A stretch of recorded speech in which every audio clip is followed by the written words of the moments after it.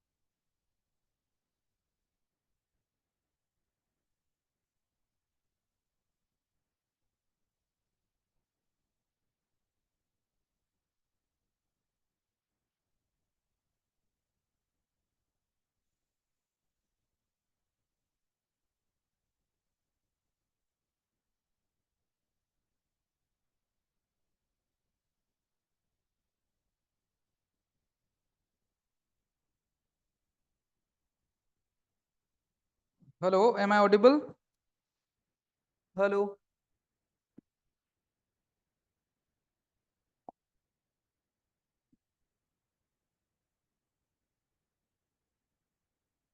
इसका इधर ये कोई सा भी यूज कर सकते हैं ना. Okay, thank you everyone. Let's start our today's session. Okay. Sorry for this inconvenience.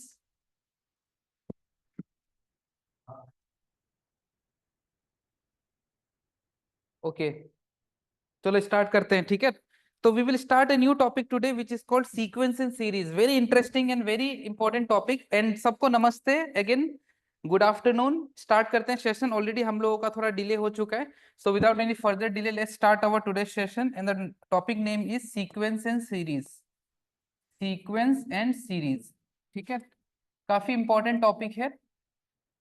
बहुत बहुत इंपॉर्टेंट टॉपिक है. यहाँ पे हम लोगों को you can expect minimum one question in IIT JEE and 2 to 3 questions in your board exams. ठीक है.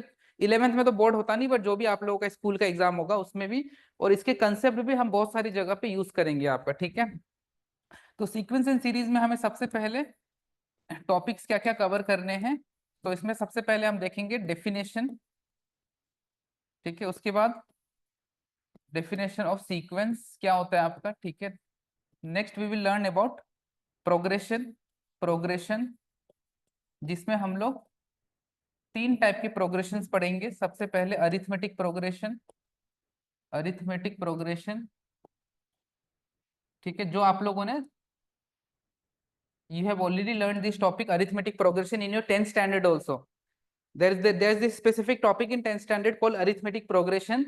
तो arithmetic progression हम दोबारा यहाँ पे पढ़ेंगे and you will be introduced with some new concept also and some standard level questions. But basic things and term, sum of n term, वो सारी चीजें हम लोग आप लोगों ने ऑलरेडी 10th में भी पढ़ा हुआ है, बट स्टिल हम लोग दोबारा पढ़ेंगे. Now this 2 topics are completely new for you which is called geometric progression and last is your harmonic progression. Harmonic progression. ठीक है. थोड़ा फटाफट लिख रहा हूं मैं, राइटिंग अच्छी नहीं आ रही तो पूछ लेना if you don't understand any word और any statement. Okay. So progression, these 3 progressions which we need to learn, and maximum questions will be framed from these 2 only. ठीक है. See harmonic progression we will learn this, but this is not very important as compared to arithmetic progression and geometric progression. उसके बाद third we will learn about arithmetic mean, geometric mean and harmonic mean. Okay. And we will also learn about some special series, and also we will learn something called telescoping method here. Telescoping method. Okay. So this first 2 topics, arithmetic progression, geometric, harmonic progression, arithmetic mean, geometric mean and harmonic mean is important both for your school exam and competitive exam. And the last 2 topics, special series and telescoping method, is important for your competitive exam. ठीक है. I'm not audible. Am I not audible, guys? Someone is telling from EMRS Junaradeo that I am not audible. Please let me know others. What about others? Am I audible or not? Please reply करिए. Am I audible or not? Please reply. आप लोग chat में reply कर सकते हो कि मेरी आवाज टाइम वेस्ट हो रहा है, बट फटाफट बताइए प्लीज.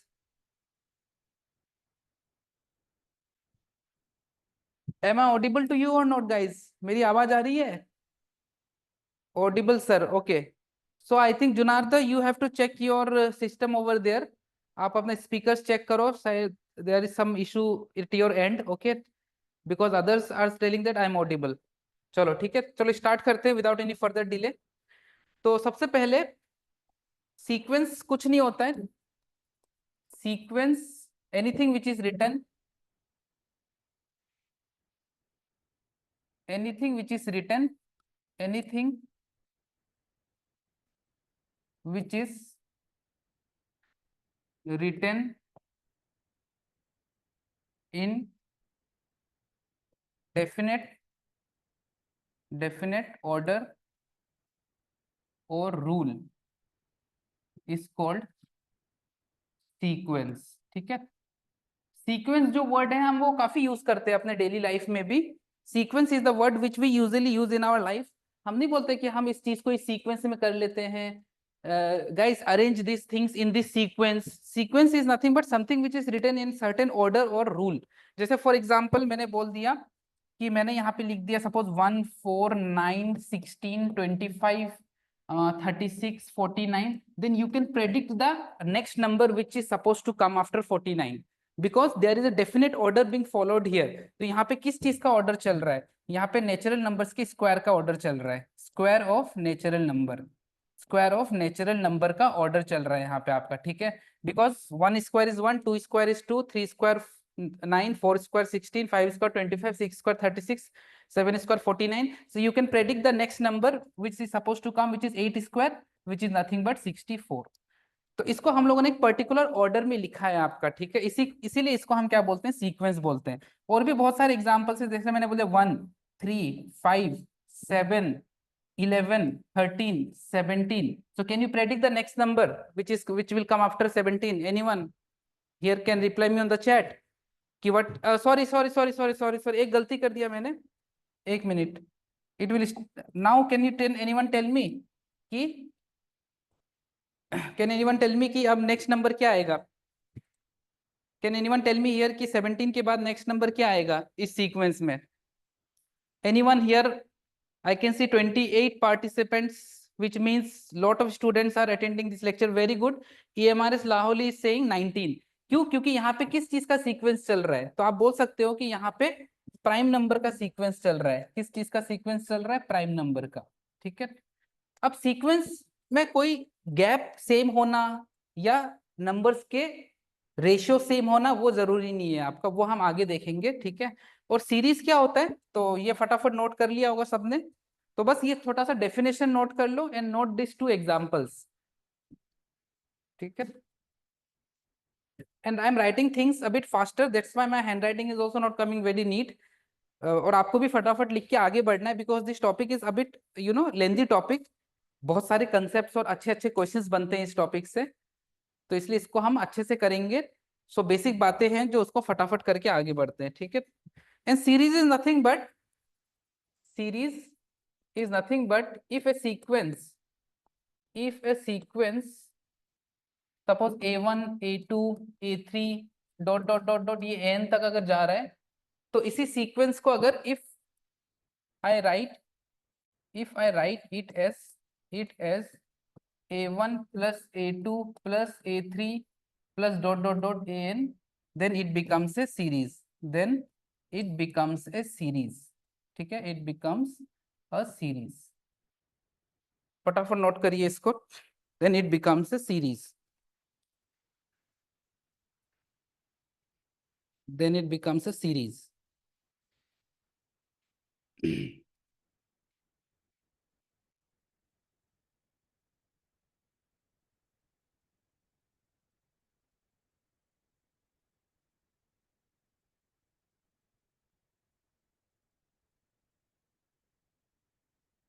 चलो अब हम लोग देखते हैं सबसे पहले, अब प्रोग्रेशन भी क्या होता है? प्रोग्रेशन भी एक ऐसा सीक्वेंस होता है आपका, ठीक है। प्रोग्रेशन भी कुछ नहीं होता, एक सीक्वेंस ही होता है जिसमें हम किसी सीरीज को कुछ डेफिनेट ऑर्डर में लिखते हैं, जिसमें से एक ऑर्डर होता है जिसमें नंबर्स के बीच का गैप सेम होगा। अगर इंग्लिश में मैं आपको बताऊं तो progression is also a kind of sequence only we are talking about, where the numbers will be written in certain definite order and that order will be fixed, in which the first order is ki if the subsequent difference between the consecutive numbers are same, then that will be termed as an arithmetic progression। if the subsequent number, if you take division of second number with first, third with second, fourth with third, then that ratio if it comes same, then that type of progression, that type of sequence will be termed as geometric progression, ठीक है। and any series whose reciprocal is an arithmetic progression will be termed as an harmonic progression आपका, ठीक है। तो progression भी is a kind of sequence only. तो सबसे पहले हम लोग स्टार्ट करते हैं अरिथमेटिक प्रोग्रेशन। तो सब हेडिंग डालिए अरिथमेटिक प्रोग्रेशन, अरिथमेटिक प्रोग्रेशन। मैं आप लोगों को एग्जाम्पल के साथ समझाऊंगा, don't worry, what ever things which I have told you now will be explained with examples, so that is something which you don't have to worry about। So arithmetic progression is a sequence, ऐसा लिखिए, AP is a sequence, AP is a sequence, इसी को short में हम AP बोलेंगे, ठीक है। AP is a sequence, AP is a sequence whose terms increases or decreases, whose terms increases or decreases by a fixed value, by a fixed value या fixed number, this fixed number या value बोल दो, this fixed number is termed as common difference, फटाफट common difference. क्योंकि ये चीज आप लोगों ने 10th में भी पढ़ा हुआ है, तो मैं ज्यादा टाइम वेस्ट नहीं करना चाहता इस पे। मैं आपको एक सिंपल सा एग्जांपल से बता देता हूँ कि जैसे सपोज कोई सीरीज है 5, नेक्स्ट है 10, नेक्स्ट है 15, 20, 30, ये ऐसा चलता रहेगा। So why this is an arithmetic progression series? Because the conjugative difference हमेशा क्या है, सेम है। आप देखो यहाँ डिफरेंस 5, यहाँ पे भी 5, यहाँ पे भी 5, यहाँ पे भी 5, ठीक है। So every time in any series, if you see the difference is same, then that kind of series will be termed as an arithmetic progression series. Now this series can be increasing also or it can be decreasing also. जैसे मैंने बोल दिया कि ये कौन सा series है, this is an increasing series. Clearly मुझे दिख रहा है कि नंबर्स इंक्रीज हो रहा है। जैसे मैंने कोई सीरीज लिख दिया 30, 27, 24, 21, इस तरह से मैंने कुछ लिख दिया आपका, तो आप क्लियरली दिख रहे हो कि कॉमन डिफरेंस क्या है, -3। यहाँ पे भी क्या है, -3। तो कॉमन डिफरेंस निकालने के लिए, in order to find the common difference, we take the difference of second term with first, subsequently third with second, और ऐसा चलता रहता है आपका, ठीक है। So this is a decreasing series, but both are arithmetic progression series. Why? Because the common difference is same in each and every term, ठीक है। चलो यहां तक हो गया। उसके बाद इसके फॉर्मूलेज लिखते हैं अब।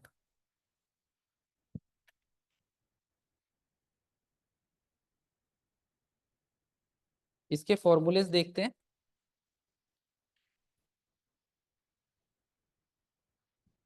ठीक है। अब इसका हम लोग जनरल टर्म वगैरह सब कुछ लिखना स्टार्ट करते हैं आपका, ठीक है। जनरल टर्म वगैरह लिखना स्टार्ट करते हैं।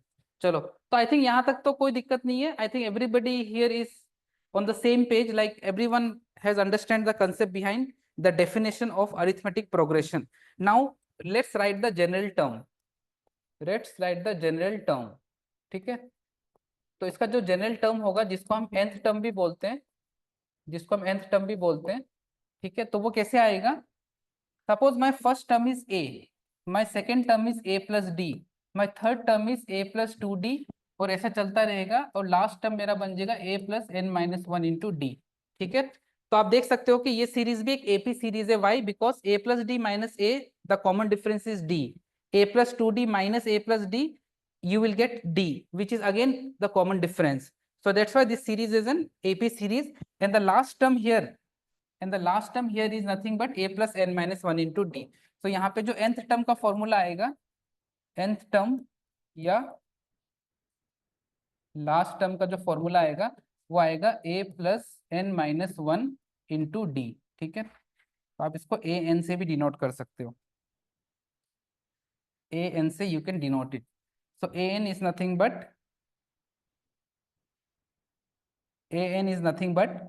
a plus n minus 1 into d. So this is my nth term का फॉर्मूला आपका, ठीक है। चलो उसके बाद where a is your first term, n is your number of terms, and d is your common difference, ठीक है। d is your common difference। चलो ठीक है, फटाफट नोट कर लीजिए। उसके बाद आते हैं सम ऑफ n टर्म्स पे। तो सबसे मेजर जो दो फॉर्मूला है, the major two formula of arithmetic progression is its n term वाला formula and sum of n term वाला formula. Then you will also have to know some properties based on arithmetic progression, which we will be using in questions. Okay. So I think everybody has done writing this. This is just the formula for finding the last term or the nth term, which is nothing but a plus n minus 1 into d. ठीक है। चलो next देखते हैं। Next is sum of n terms. Next is sum of n terms. Sum of n terms. Sum of n terms. तो sum of n terms का formula होता है n/2 into 2a plus n-1 into d। ठीक है, this is one formula and there is one more formula. ठीक है, this will be used when you don't know the last term. if we know the last term, if we know the nth term और last term तो हम directly इस फॉर्मूले को ऐसे भी यूज कर सकते हैं। देखो एस एन बराबर n/2। क्या मैं इस 2a को I can write it as a plus n-1 into D and this is nothing but this is nothing but your last term वाला फॉर्मूला है, तो a plus n-1 into D. तो we can write this property is a plus l। ठीक है, l मतलब last term या nth term. ठीक है, ये इस l की जगह you can write a n also which means nth term only or last term. So if you know the first term and the last term and number of terms, then you can directly use this property. If you don't know the last term but you know the first term, common difference in number of terms, then you can use this property. Okay, बाकी हम अभी questions करेंगे तो और चीजें clear होंगे आप लोगों का। ठीक है,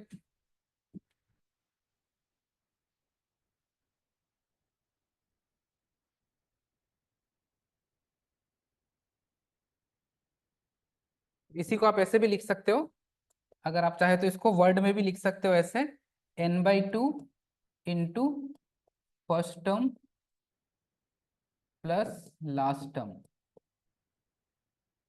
ठीक है, चलो आगे बढ़ते हैं। अब आगे बढ़ सकते हैं, राइट। अभी तक तो आई थिंक 10th में भी पढ़ा था, तो किसी को भी यहाँ पे कोई दिक्कत नहीं आ रहा होगा, बट इसमें जो अच्छे अच्छे क्वेश्चंस आते हैं वो हम लोग पढ़ेंगे आपका। ठीक है, वो हम देखेंगे। चलिए लिखिए next, important properties. Important properties. Important properties. ठीक है, इंपॉर्टेंट प्रॉपर्टीज। Important properties. चलो, if three terms a b and c are in AP, then we can say that second term minus first term is equal to third term minus second term. Why? Because अगर ये series AP में है तो इनका common difference same होगा आपका। तो हम यहाँ से ये बोल सकते हैं कि 2b बराबर a प्लस सी हो जाएगा, तो b बराबर मेरे पास आ जाएगा a plus c divide by 2।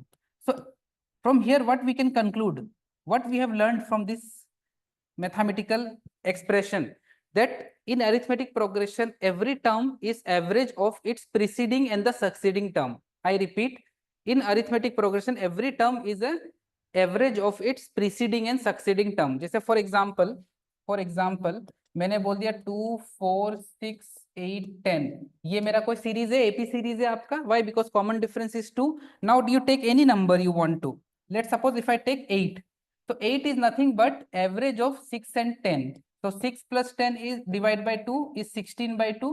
16 by 2 is 8. You take any number. You suppose if you take 4. So 4 is nothing but average of 2 and 6. You take any number. Okay. Suppose if you take 12 here. So 10 is nothing but average of 8 and 12. So this is an important conclusion which you can make out of arithmetic progression. Okay. Note it down. Note it down, guys. Fast. Okay, let me make it a bit smaller and write the other properties here only.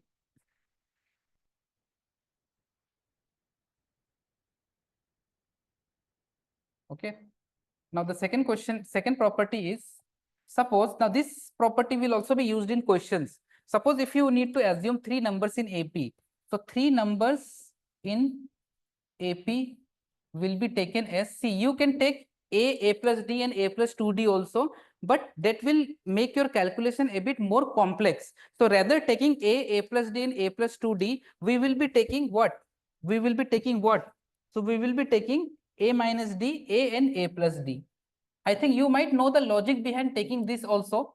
because in the question, if you add this, your D and D gets cancelled and directly you can find the value of A. So that, helps you to solve it more efficiently. The complexity of the question becomes a bit lesser. Okay. So suppose if you are supposed to assume 4 numbers in AP, then rather assuming A plus D, A plus 2D and A plus 3D, you can assume it to be A minus 3D, A minus 3D, A minus D, A plus D and A plus 3D. Okay. Here also, if you add all these numbers, you will see that D parts gets cancelled and you will be only left with A. So it becomes easy for you to find the value of the first term. And last but not the least, 5 numbers is the maximum which the question can be asked. More than 5, it won't be asked in the exam. Say 5 numbers is there, then you will be assuming A minus 2D, A minus D, A plus D and A plus 2D. Okay.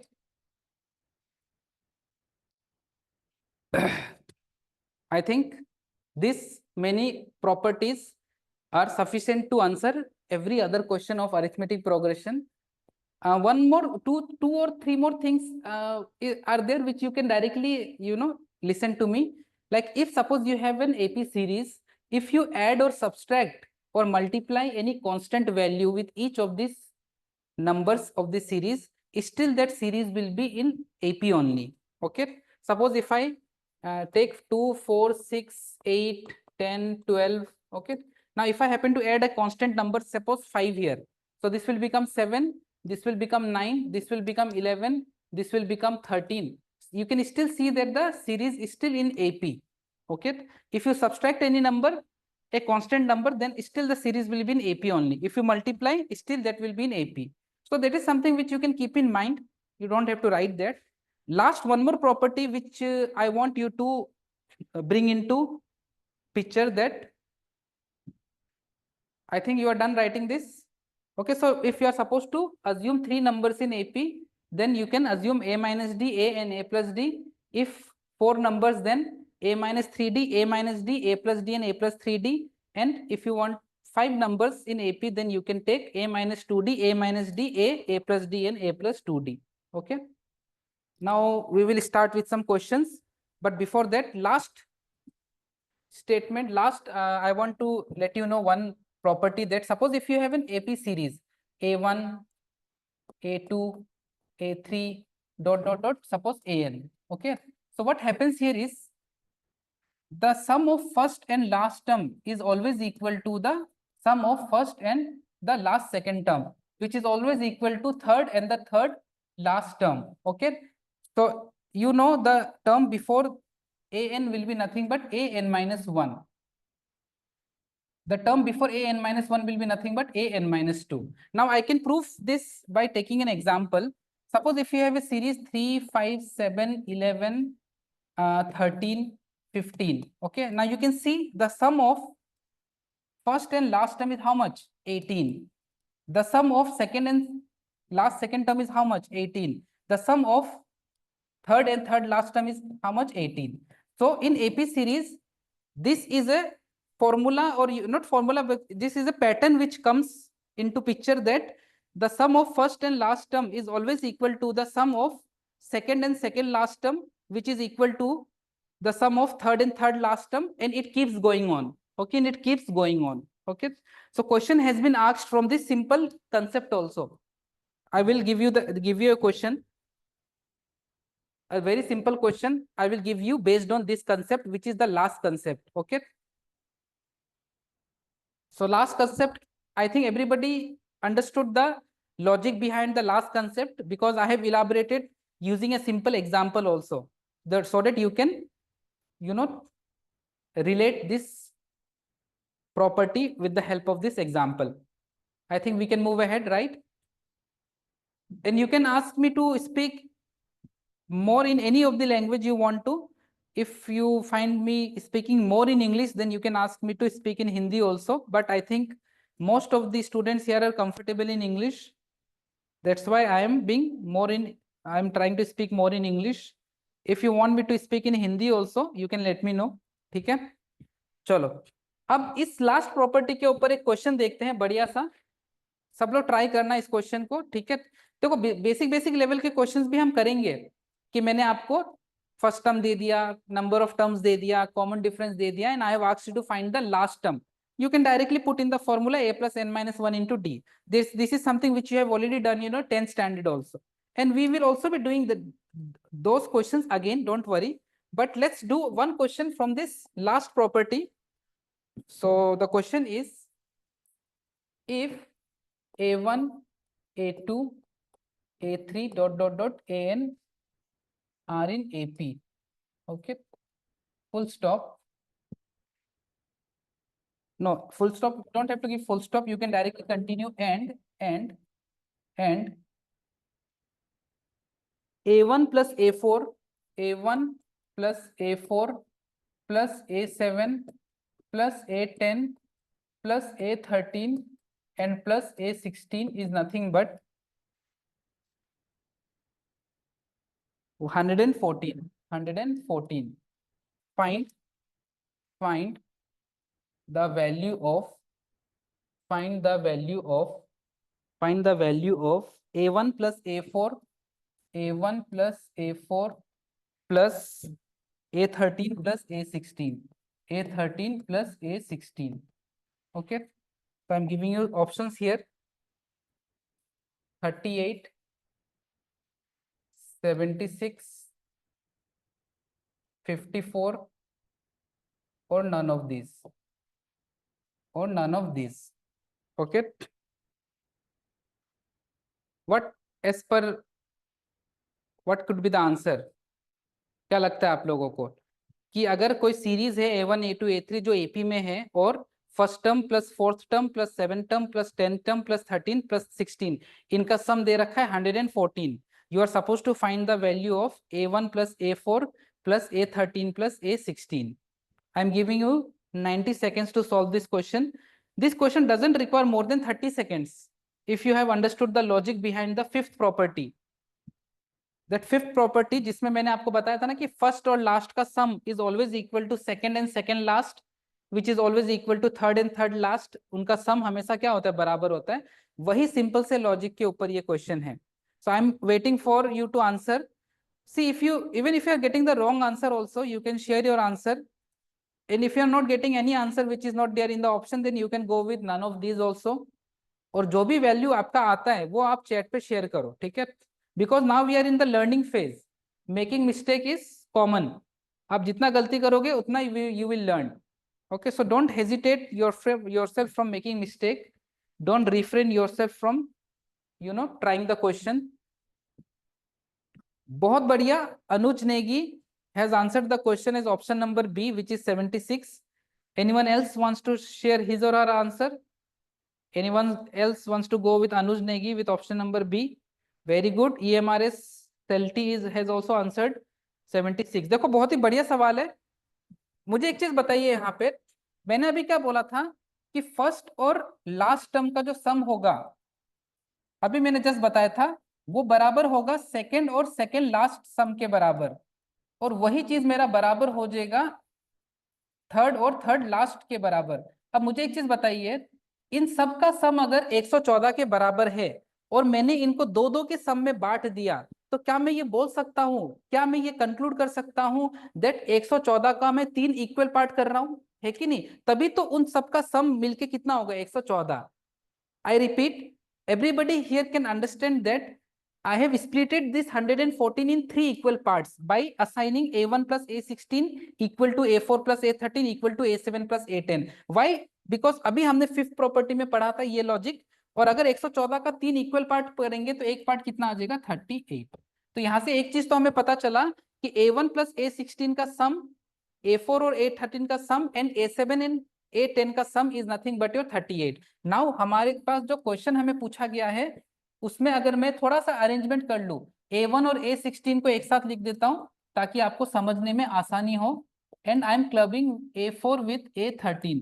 Now you can clearly see that A1 plus A16 is nothing but 38. You can clearly see that A4 plus A13 is also 38. 38 plus 38 is nothing but 76. सो यहाँ पे काफी लोगों का answer 76 आया भी है, but I can see some of you are answering 38 also, which is actually not correct. So answer is 76, option number B. ठीक है। Anuj Negi, earlier I think you have answered correctly. 76 is the right answer. So EMRS Shri, what is the name? EMRS Acha Nischar. 76 is correct. EMRS Nischar again with Anuj Negi is also correct. EMRS Mangala Karnataka, please check your answer, should be 76. And you won't believe this easy question was previously asked in IIT JEE 2019.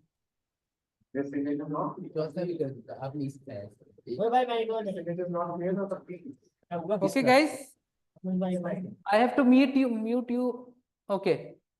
Okay, let's continue. So we can move ahead. You can at least write on the chat, sir, done, or at least give me a thumbs up so that we can move ahead with the next part, next question. So I don't think this question was difficult. This question was just a simple question based on the fifth property. So no one can here say that कि sir अभी तो हमारा chapter शुरू हुआ ही था और आपने IIT का क्वेश्चन करा दिया। ठीक है, तो आईआईटी का क्वेश्चन मत सोचो, बहुत ही बेसिक सा सवाल था जो हम फिफ्थ प्रॉपर्टी के ऊपर हमने पढ़ा। कोई इसमें बड़ा लॉजिक या एनी कोई कॉम्प्लेक्स कैलकुलेशन है ऐसा भी कुछ नहीं है आपका। ठीक है, बस फर्स्ट टर्म और लास्ट टर्म का sum is equal to second और सेकेंड लास्ट टर्म, और ये इस तरह से सब्सिक्वेंटली आगे चलता रहता है आपका। ठीक है, चलिए आगे बढ़ते हैं।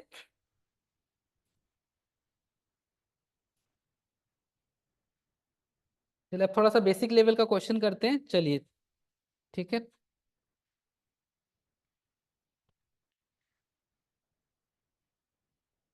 चलिए कुछ कुछ अब थोड़ा बेसिक लेवल का क्वेश्चन करते हैं।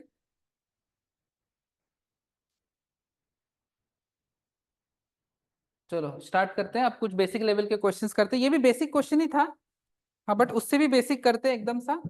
देखिए, if fifth term if fifth term and if fifth term and sixth term and sixth term and sixth term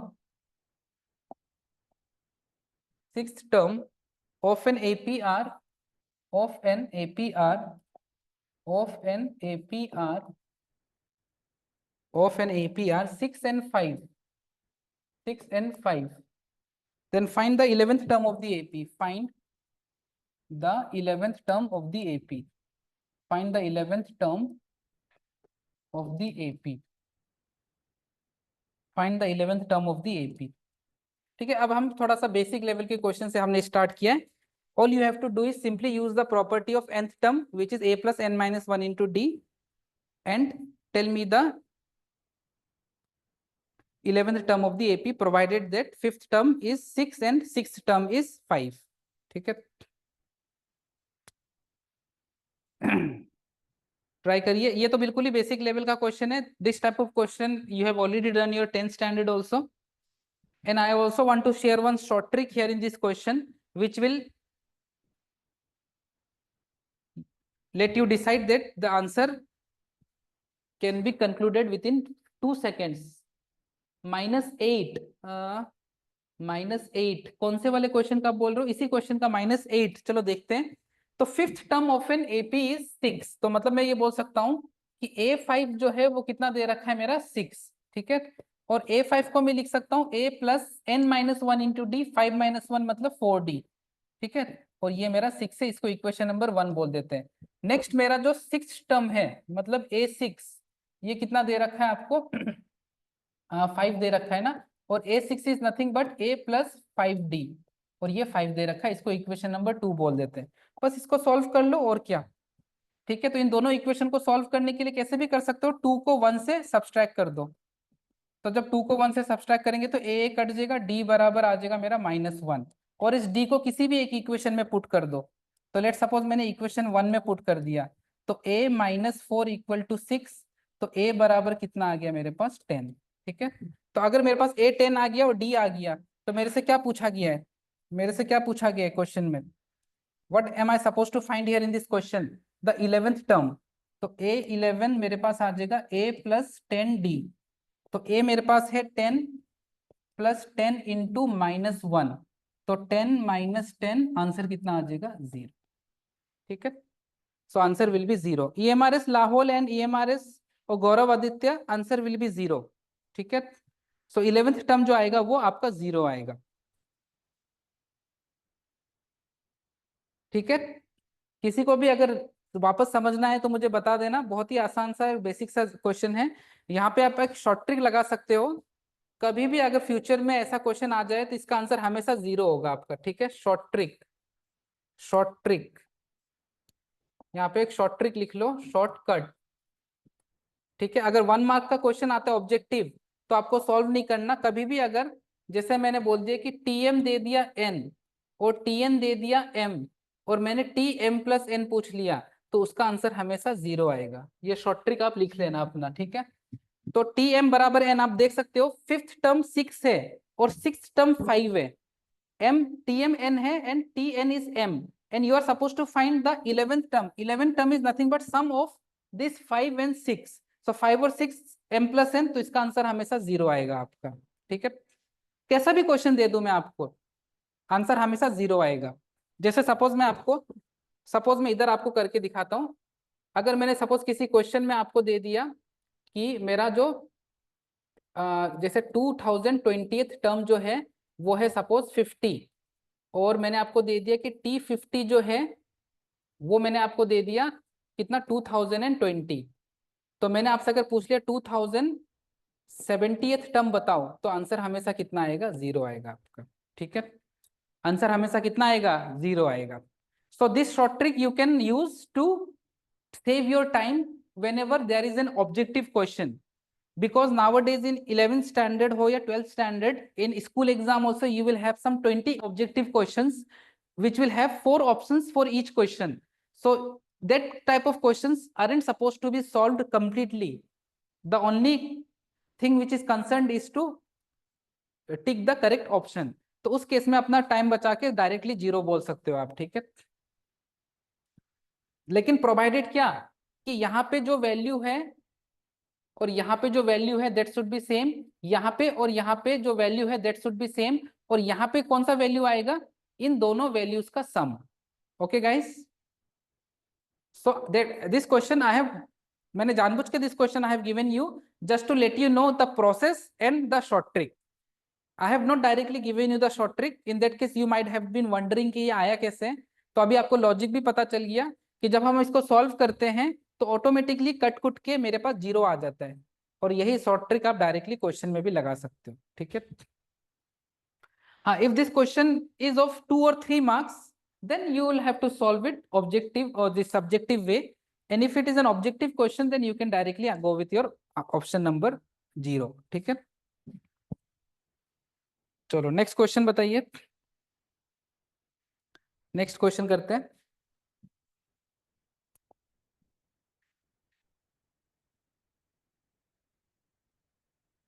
if in an AP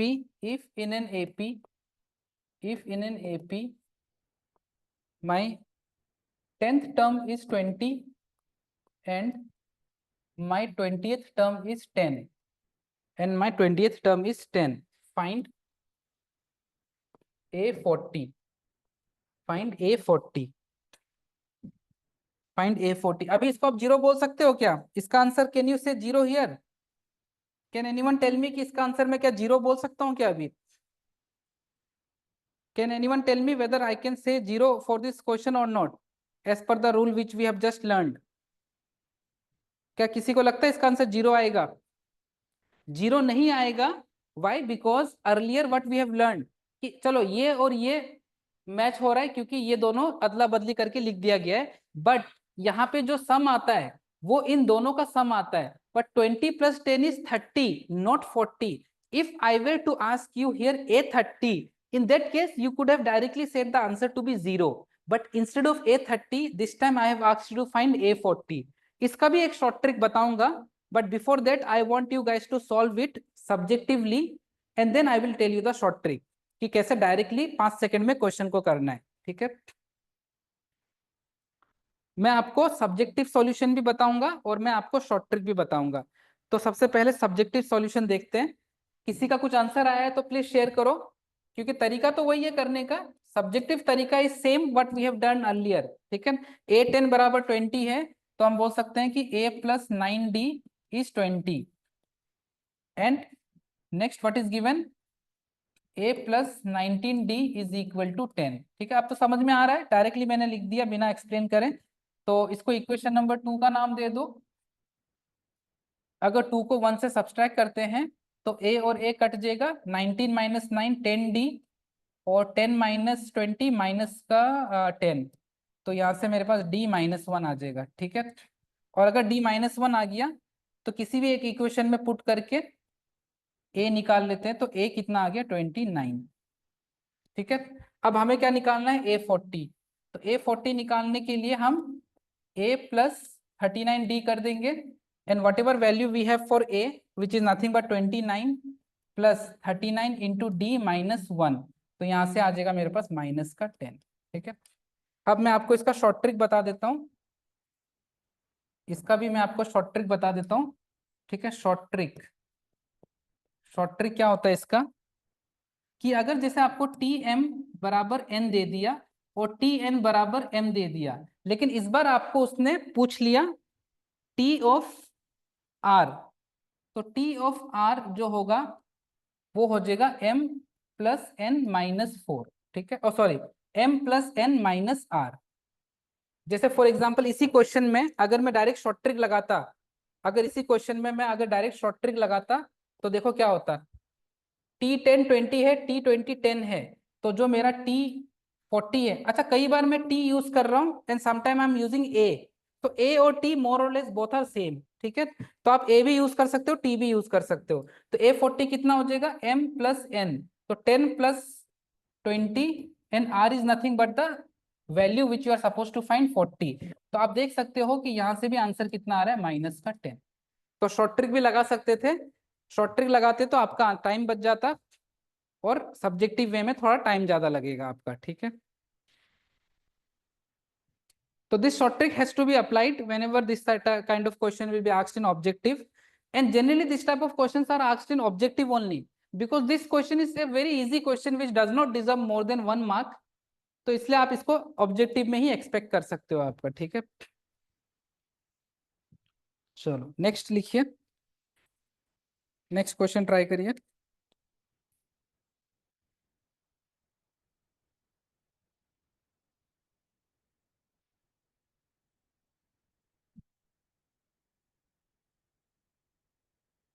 चलो I hope we can move ahead, can you give me a thumbs up, can you give me a thumbs up. I am not asking cold drink, I just need a thumbs up.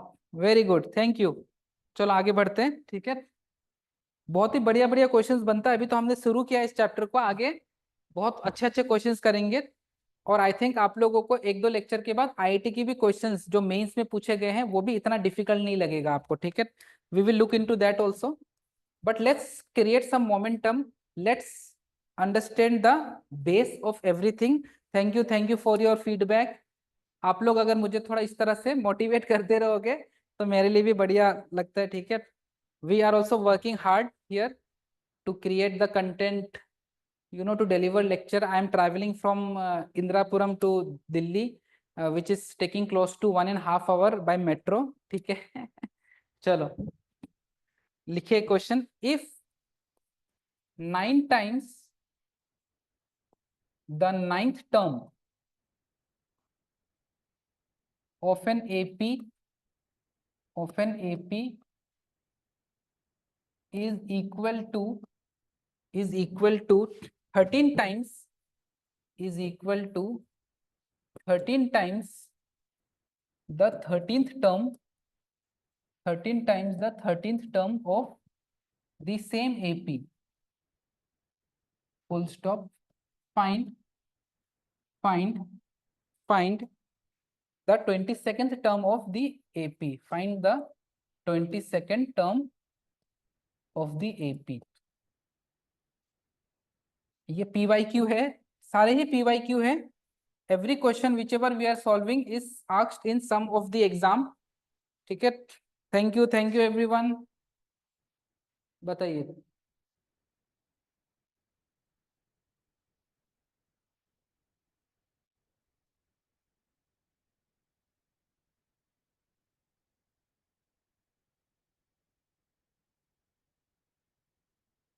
हाँ, if 9 times the ninth term of n, इस question को ध्यान से पढ़िएगा, ठीक है। थोड़ा सा जो स्टेटमेंट है सुनने में कंफ्यूजन लग सकता है। Let me give you the options also. The options are 0, next option is 22, next is 198 and D option is your 220। ये क्वेश्चन बहुत बार पूछा गया है, ठीक है। कॉम्पिटिटिव एग्जाम में भी पूछा गया है, छोटे मोटे कॉम्पिटिटिव एग्जाम्स में भी क्वेश्चन पूछा गया है। मैं आपको शॉर्ट ट्रिक बताऊंगा, उसके बाद आप 2 सेकंड में आंसर कर दोगे। 2 सेकंड में आप इस फॉर्मेट का दुनिया का कैसा भी क्वेश्चन आ जाए आप 2 सेकंड में आंसर दे दोगे। बट बिफोर दैट, जब भी मैं कोई शॉर्ट ट्रिक बताता हूं तो मेरा पहला काम है to let you know the actual method of solving that, and then I will give you the short trick, directly नहीं, ठीक है। तो देखो, 9 टाइम्स द नाइन्थ टर्म, तो मैं बोल सकता हूँ 9 into a 9 is equal to nothing but your 13 times of your 13th term, ठीक है, ए 13। तो इसी चीज को मैं कैसे लिख सकता हूँ, 9 times of a plus 8d is equal to 13 times of a plus 12d। Simple, हमने बस एन टर्म का फॉर्मूला लगाया है अभी, ठीक है। तो इसको जरा सा सॉल्व करेंगे तो ये आ जाएगा 9a plus 9 8 72d, this will give me 13a। और यहाँ पे आ जाएगा 13 का 12 गुना कितना होता है, 13 का 10 गुना 130, उसमें 26 जोड़ दो तो date will give you 156d, ठीक है, date will give you 156d। तो इसको अगर फर्दर सॉल्व करेंगे तो दिस विल गिव मी, अगर मैं इस 9a को राइट हैंड साइड पे ले जाऊं तो this will give me 4a, और इस 72d को भी राइट हैंड साइड पे ले जाऊं तो 156 माइनस 72 कितना होगा, 28, 28 और 56, 28 14 1 रिमाइंडर 7, 84। सो यहाँ से मेरे पास आ जाएगा प्लस का 84 इक्वल टू 0, ठीक है। तो मैंने क्या किया, I have taken everything to the right hand side. 9a goes to right hand side will become minus का 9a, 13 minus 9a is 4a, 72 will go to the right hand side, 156d minus 72d is 84। तो this can also 84d, sorry d छूट गया था, ठीक है, d भी आएगा। तो ये आ जाएगा a plus 21d equal to 0। तो इसको हम लोग यूज करेंगे अब हमारे रिक्वायरमेंट के, जो भी रिक्वायरमेंट था, रिक्वायरमेंट क्या था, so we are suppose to find the 22nd term. तो 22nd term is nothing but a plus 21d, और लकीली a प्लस 21d अभी हमने निकाल के बैठा है कितना, 0, ठीक है। तो यहाँ पे भी आप एक शॉर्ट ट्रिक बना सकते हो, यहाँ पे भी आप एक शॉर्ट ट्रिक बना सकते हो। मैं यहाँ पे आपको शॉर्ट ट्रिक दे देता हूँ, ठीक है, इसको हटा रहा हूँ, ऑप्शंस हटा दिया मैंने ताकि मैं आपका शॉर्ट ट्रिक बता सकूं। तो यहाँ पे आप लिख लीजिए शॉर्ट ट्रिक, यहाँ पे आप लिख लीजिए शॉर्ट ट्रिक, ठीक है, शॉर्ट ट्रिक, यहाँ पे लिख लीजिए शॉर्ट ट्रिक। कभी भी अगर जैसे सपोज आपके पास ऐसा आ जाए, n times of t n is equal to m times of t m, ठीक है, आप देख सकते हो ये 9 और ये 9 ये सेम है, और ये 13 और ये 13 ये दोनों सेम है। तो अगर n times of t n अगर m times of t m के बराबर होता है, और आपसे इन दोनों का सम 9 टाइम्स और 13 टाइम्स का सम कितना होता है, 22, मतलब आपसे अगर टी एम प्लस एन पूछा जाए then you can directly always conclude that answer will be 0। So this type of short trick will help you to at least solve some of the questions in maximum 2 to 3 seconds, क्योंकि वो 3 से 4 second आपको question पढ़ने में लगेगा। आपको ये तो श्योर करना पड़ेगा ना कि ये पूरा का पूरा जो शॉर्ट ट्रिक है वो एप्लीकेबल हो रहा है कि नहीं। कल को अगर मैं चेंज करके 22 को समथिंग और बोल देता हूँ कि मुझे 40 टर्म बताओ, 30th टर्म बताओ, 25th टर्म बताओ, इन दैट केस आपको फिर ये सॉल्व ही करना पड़ता, आप डायरेक्टली 0 नहीं बता सकते थे।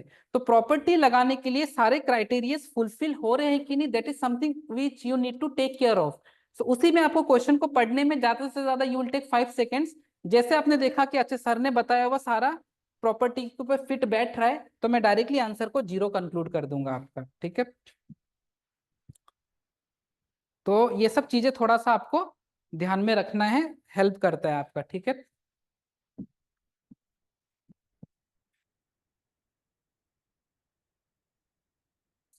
चलो, अभी एन टर्म के ऊपर एक और सवाल करते हैं, फिर कुछ question sum of n terms के ऊपर करते हैं, एंड कुछ अच्छे लेवल के आईआईटी के भी दो चार क्वेश्चंस देखते हैं आपका, ठीक है। चलो आगे बढ़े।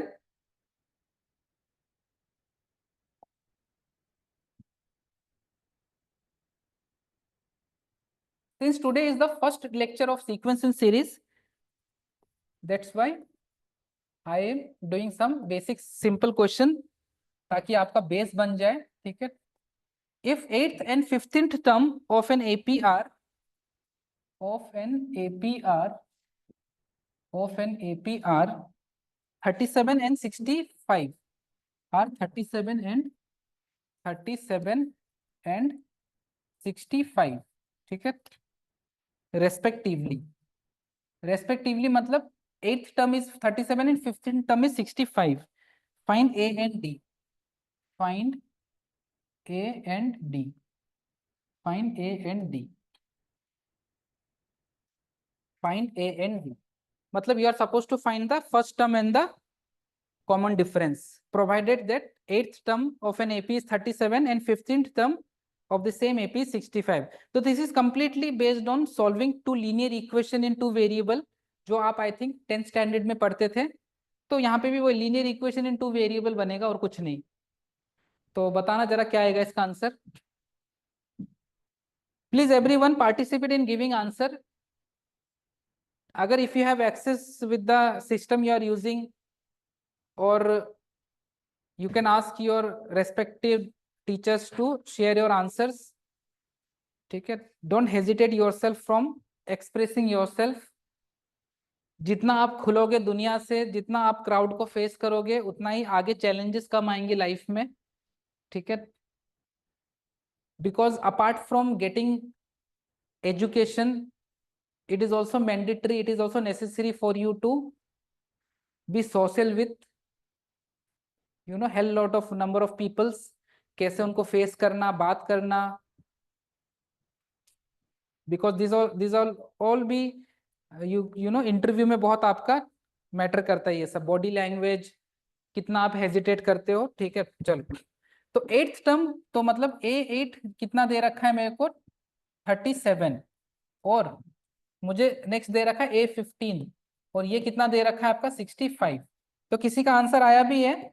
आई can see some of you have answered. EMRS Mari Madla has given the answer. Okay, let's see, बहुत बढ़िया। बाकी लोग भी आंसर शेयर करो प्लीज। तो यहाँ से मैं बोल सकता हूँ कि A+7D इज इक्वल टू 37, और यहाँ से मैं बोल सकता हूँ कि A+14D is equal to 65। Let this be equation number 2, let this be equation number 1। बस इक्वेशन सॉल्व करना है और क्या। तो इस बार बेटर क्या है, 2 को 1 से सब्सट्रैक्ट कर देते हैं, 1 को 2 से भी कर सकते हो, जैसे भी मन। तो 14 में से 7 गया 7D, और 65 में से 37 गया तो 13 + 5 15 28। तो यहाँ से D मेरे पास कितना आ गया 4। और अगर D 4 आ गया तो यहाँ से किसी भी एक इक्वेशन में उठा के D का वैल्यू डाल दो। इक्वेशन नंबर 1 में डाल देते हैं। तो A+7 × 4 इज इक्वल टू 37। तो यहाँ से A आ गया 37 - 28, तो ये कितना आ जाएगा 9। तो A9 आ गया, D4 आ गया, A9 आ गया, D4 आ गया। बहुत बढ़िया, काफी लोगों का आंसर आने लग गया, ठीक है। चलो अब थोड़ा सा लेवल बढ़ाते हैं धीरे धीरे। अभी हमने सम ऑफ n टर्म्स पे क्वेश्चन नहीं किया है, उस पे भी आते हैं अब थोड़ी देर में।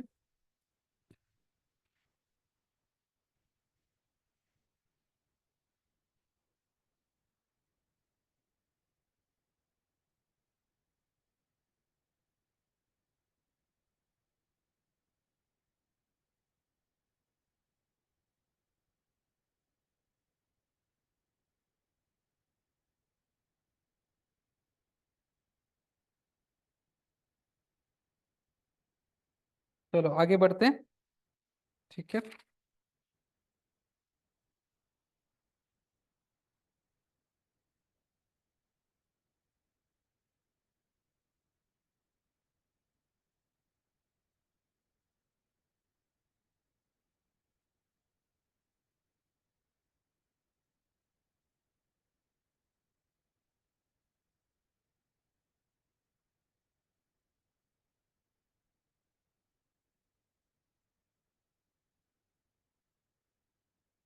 देखिए क्वेश्चन,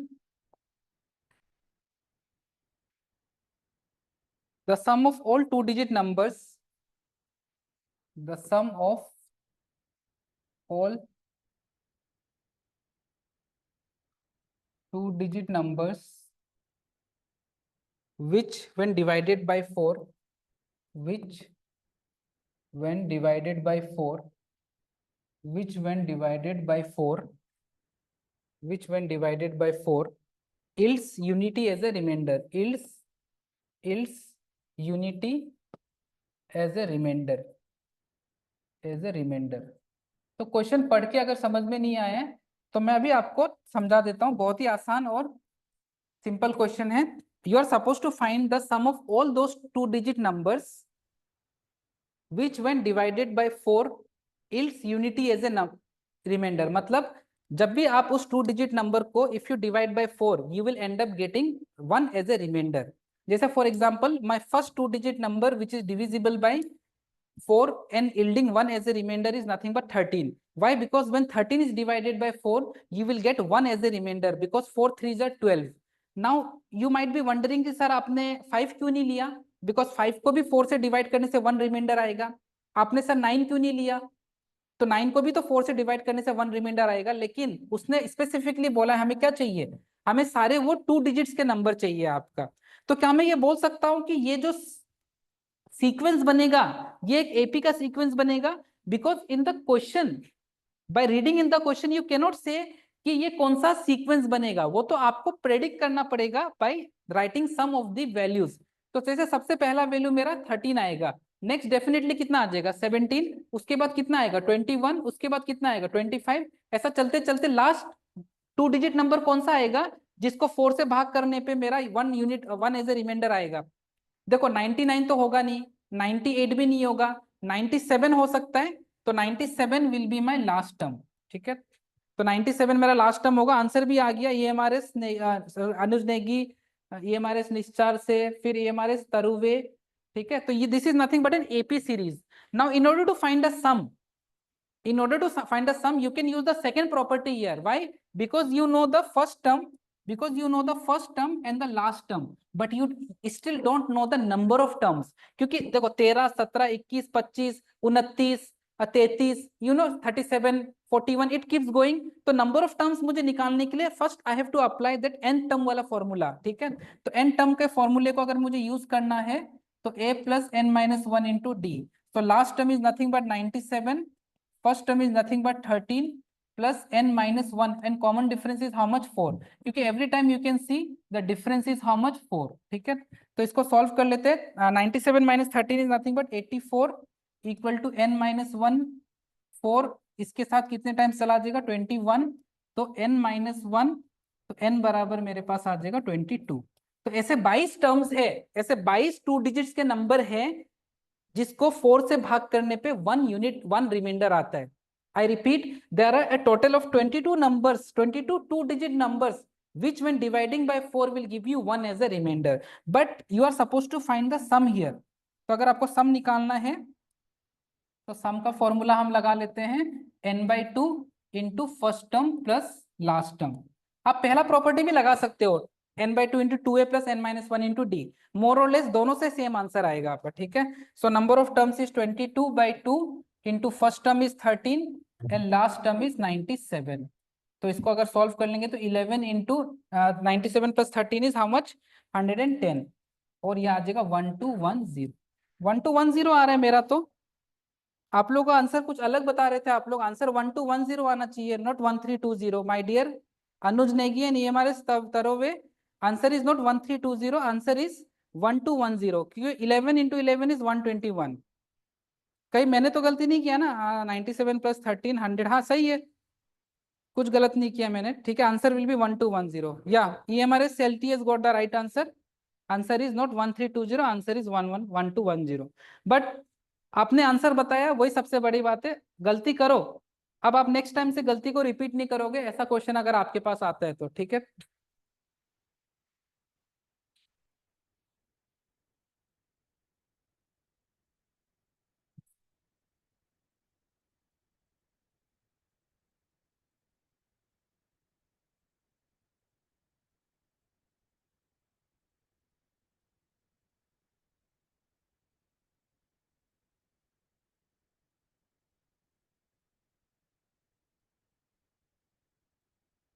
चलो नेक्स्ट करते हैं।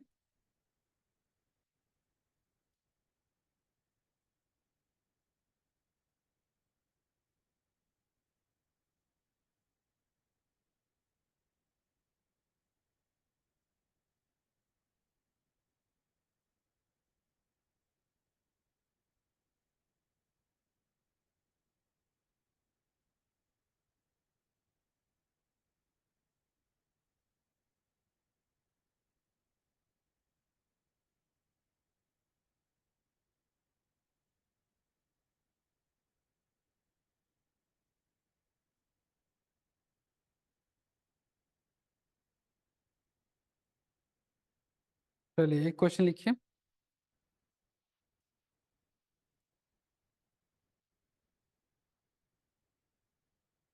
चलो आगे बढ़े। ठीक है, नेक्स्ट लिखिए।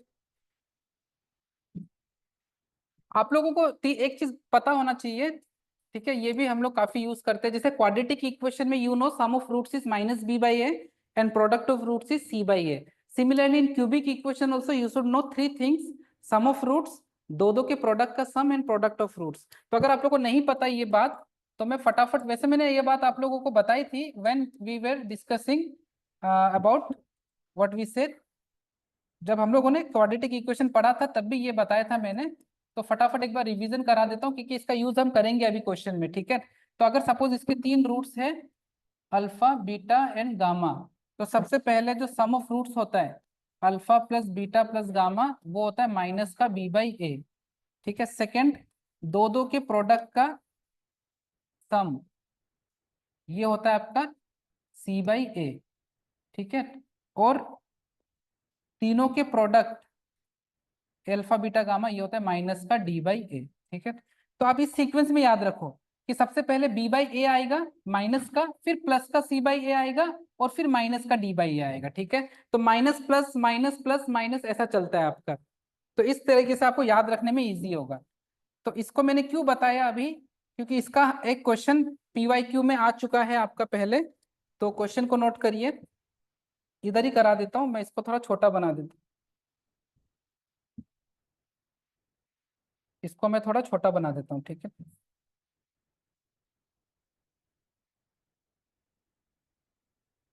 को मैं थोड़ा छोटा बना देता हूँ।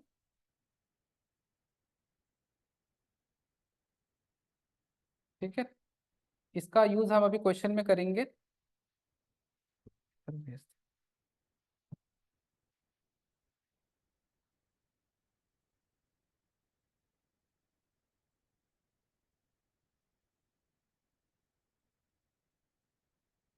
ठीक है, चलिए लिखिए क्वेश्चन।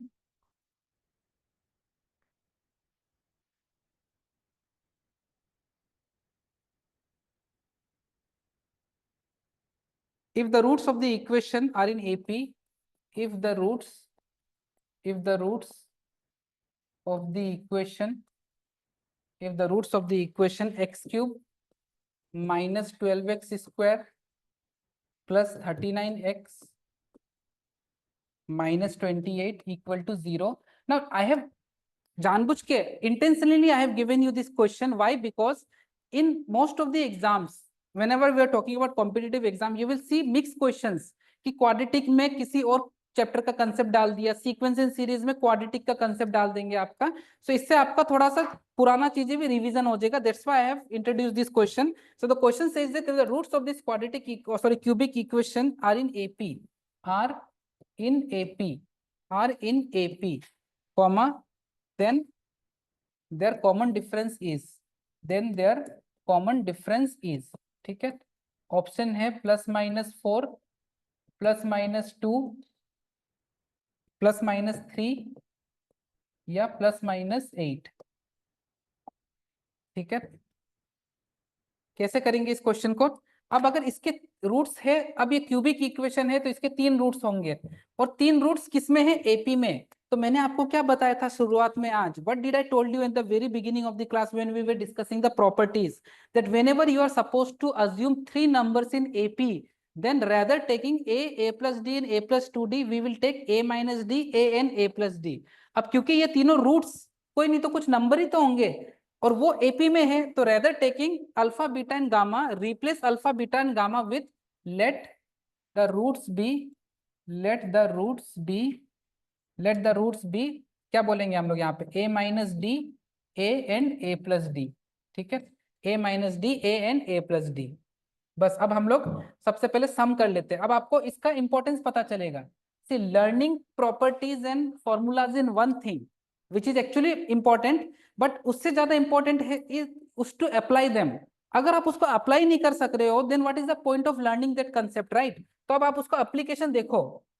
जैसे हमने एन टर्म का एप्लीकेशन देखा, सम ऑफ एन टर्म का एप्लीकेशन देखा, वैसे इसका भी तो एप्लीकेशन दिखाओ सर। वरना कैसे पता चलेगा कि हमें 3 टर्म्स ऑफ एपी के ऊपर क्वेश्चन कैसे करना है. So this is the first question I am introducing you with whenever you are supposed to assume 3 numbers in AP, then rather taking a plus d and a plus 2d, we will take a minus d, a and a plus d. And now this is the roots of this cubic equation. So sum of roots, सबसे पहले sum of roots हमें पता है क्या होगा, इन सबका अगर सम करेंगे तो 3a is nothing but minus का b by a, और माइनस का b by a कितना आ जाएगा मेरे पास यहाँ पे 12.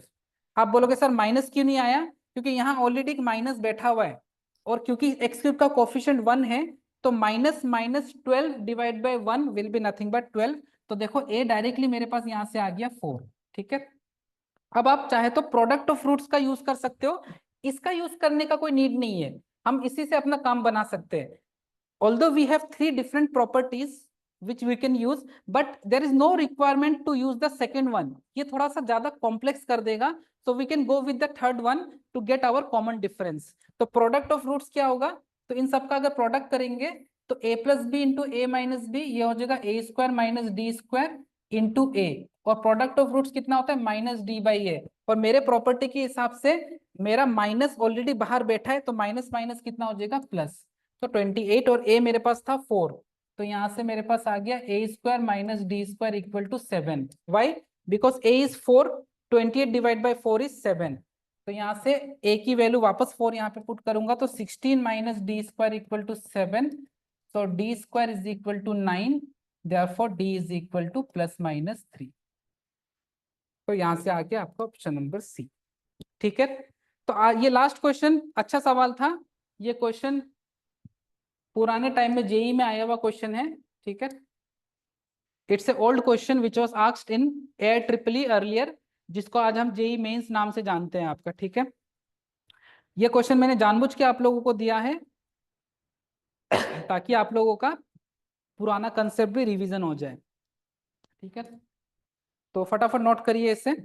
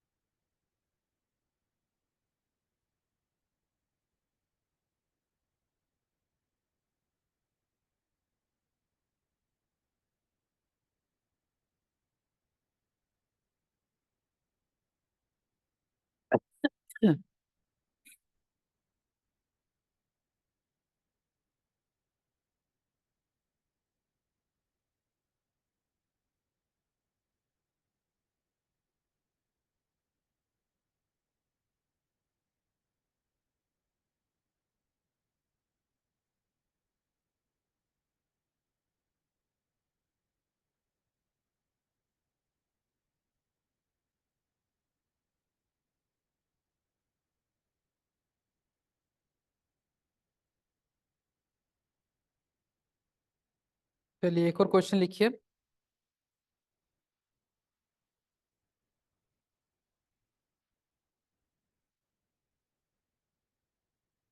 आई think you are done writing this, let's move ahead with the next question.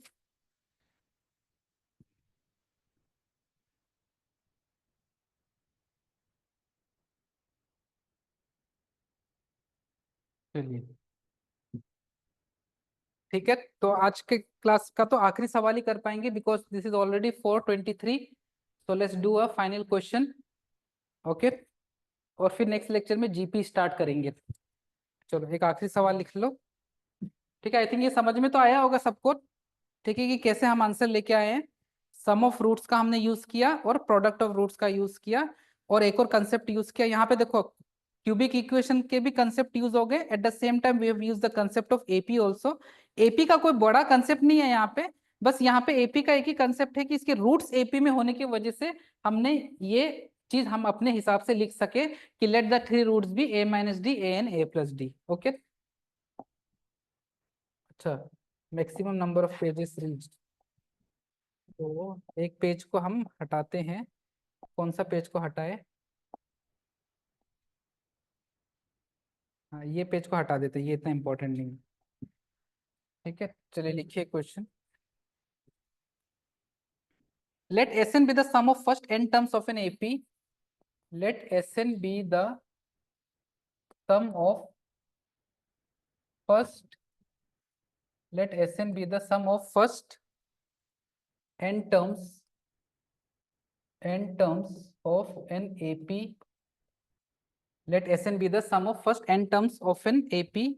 Full stop. If Sn 3n, S of 3n is equal to 2 times of S of 2n, then the value of then the value of then the value of S4n divided by S2n। ठीक है, बस ये जो 4n 2n 3n ये सब जो लिखा हुआ है, यही आपको थोड़ा सा कंफ्यूज कर सकता है। बाकी ये क्वेश्चन बहुत ही इजी है।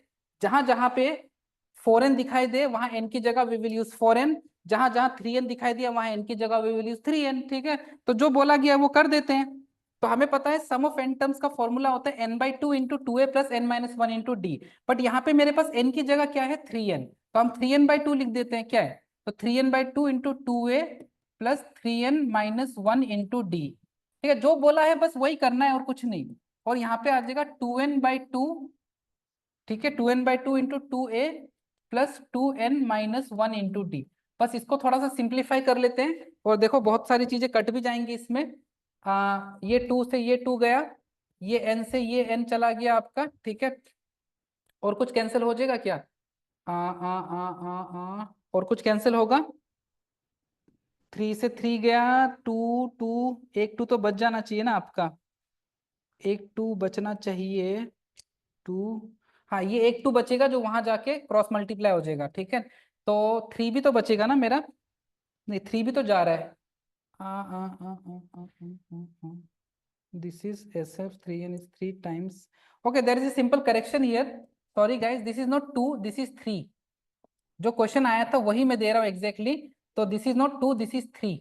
Okay, now if this is 3, so this 3 and this 3 will also get cancelled, n and n will get cancelled, and this 2 and this 2 can cancel। ये एक 2 बचेगा जो उधर क्रॉस मल्टीप्लाई हो जाएगा। तो 2a plus 3n-1 into d is equal to, ये 2 यहाँ चला गया तो ये आ जाएगा 4a plus 2d into 2n-1। ठीक है, आई थिंक यहाँ तक कोई दिक्कत नहीं है।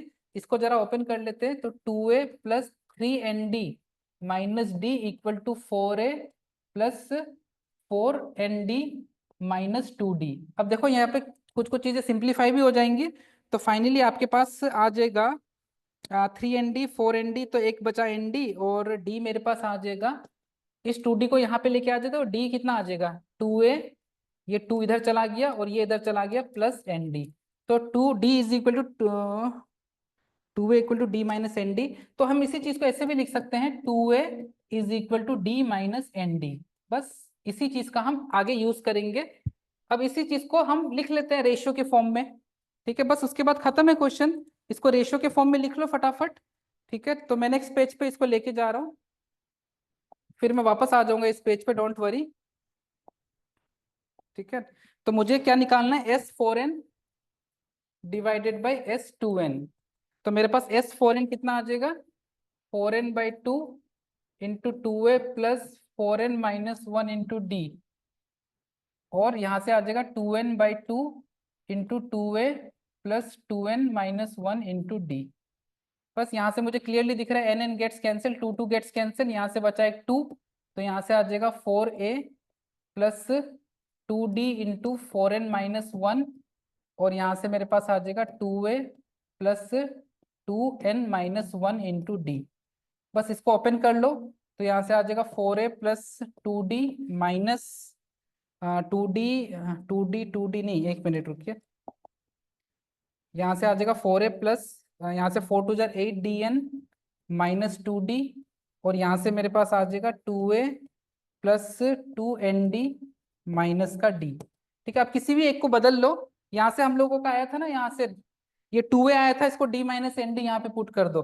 जहां पे 2a है वहां पे d minus n d put कर दो, आपका आंसर आ जाएगा। ठीक है, तो 2a अगर मेरा d माइनस एन डी है तो बस यहाँ पे पुट कर दो, तो ये मेरा बन जाएगा 2d माइनस 2nd, और यहाँ पे है प्लस माइनस 2d।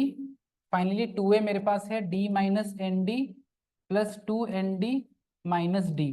तो 2d से 2d गया, d से d गया, minus 2nd plus n d 6nd divided by n d, n d से एन डी गया, आंसर कितना आ गया 6। ठीक है, so this question was a bit lengthy, I also agree with you, but as this was our last question, so I thought of giving you a decent question here. So you can see the solution over here. Solution is quite straightforward.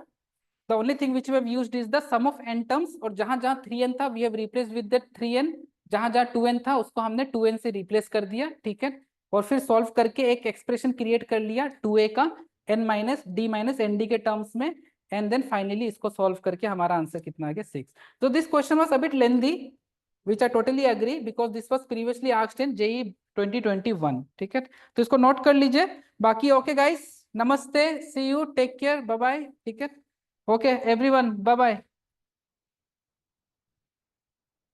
I like a girl from Tripura, but I don't know her name. Okay, Anuj, I think this is a lecture where you need to take care of maths, not the chemistry. Okay, bye guys, everyone, take care, bye bye। Thank you, bye bye।